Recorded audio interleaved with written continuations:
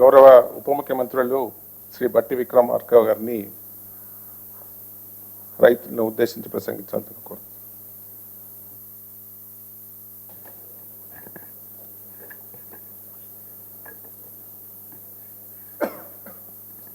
గౌరవ ముఖ్యమంత్రి గారికి శ్రీ రేవంత్ రెడ్డి గారికి,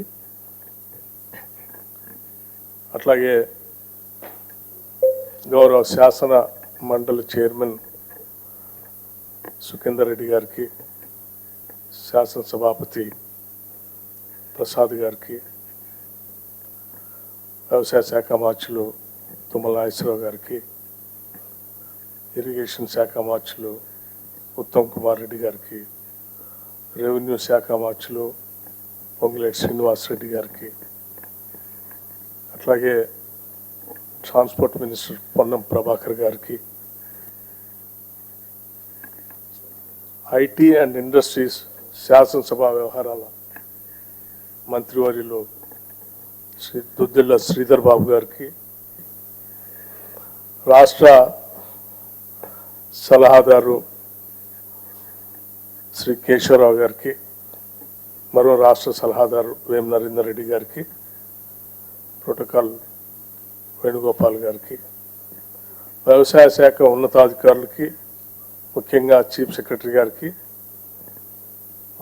ఆర్థిక శాఖ స్పెషల్ చీఫ్ సెక్రటరీ గారికి, రైతాంగ సోదరులందరికీ, రాష్ట్ర వ్యాప్తంగా కేంద్రాల్లో ఈ కార్యక్రమాన్ని పాలు పంచుకొని పెద్ద పండుగలాగా జరుపుకుంటున్నటువంటి రైతాంగ సోదరులందరికీ నా హృదయపూర్వకమైనటువంటి నమస్కారాలు.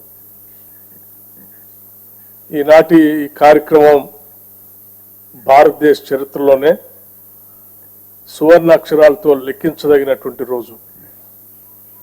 బహుశా భారతదేశ చరిత్రలో ఏ రాష్ట్రంలో కూడా ఒకటేసారి 2 లక్షల రూపాయలు రుణమాఫీ చేసినటువంటి చరిత్ర లేదు ఈనాటి వరకు కూడా. బలమైన ధనిక రాష్ట్రంగా రాష్ట్ర విభజన జరిగినప్పుడు తెలంగాణ రాష్ట్రాన్ని ఆనాటి టిఆర్ఎస్ ప్రభుత్వం వారి చేతుల్లో రాష్ట్రాన్ని పెడితే ప్రజలు మొదటి 5 సంవత్సరాలు కేవలం 1 లక్ష రూపాయల రుణమాఫీని కూడా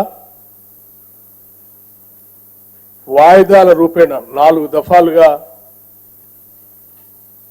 5 సంవత్సరాలు చేశారు. రెండోసారి వచ్చిన తర్వాత 1 లక్ష రూపాయల రుణమాఫీ అని చెప్పి అధికారంలోకి వచ్చి 5 సంవత్సరాలు కూడా కనీసం ఆ 1 లక్ష రూపాయల రుణమాఫీ కూడా చేయలేకపోయారు.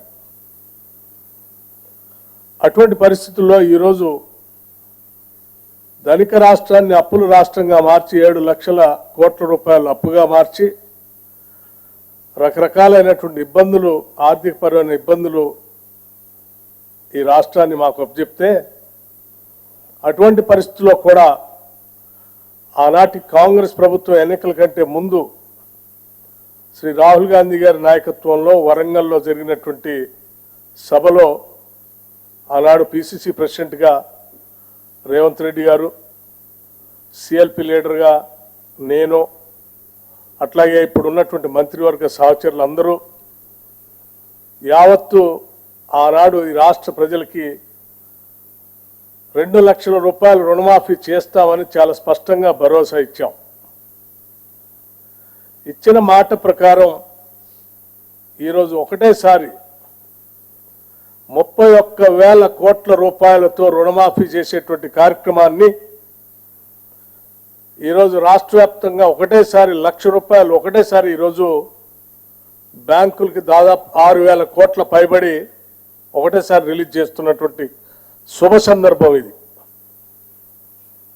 అట్లాగే ఆగస్టు లోపులోనే 15వ తారీఖు కల్లా ఆగస్టు నెలలోనే 2 లక్షల రూపాయలు రుణమాఫీ చేస్తామని చెప్పి ఎన్నికల సందర్భంగా రాష్ట్ర ముఖ్యమంత్రి ఒక సవాల్ విసిరారు రేవంత్ రెడ్డి గారు. జనమంతా ఆశ్చర్యపోయారు,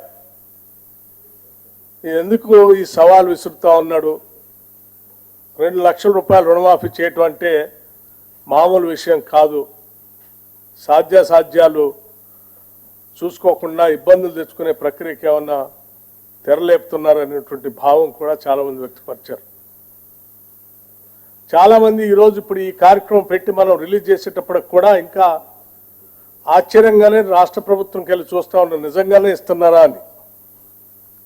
అంత ఆశ్చర్యకరమైనటువంటి ఈ కార్యక్రమాన్ని ఈరోజు చాలా నిబద్ధతతో ధైర్యంగా రూపాయి పోగేసి ఈరోజు మనం ఒకటేసారి ₹1,00,000 రుణమాఫీ చేస్తూ ఉన్నాం.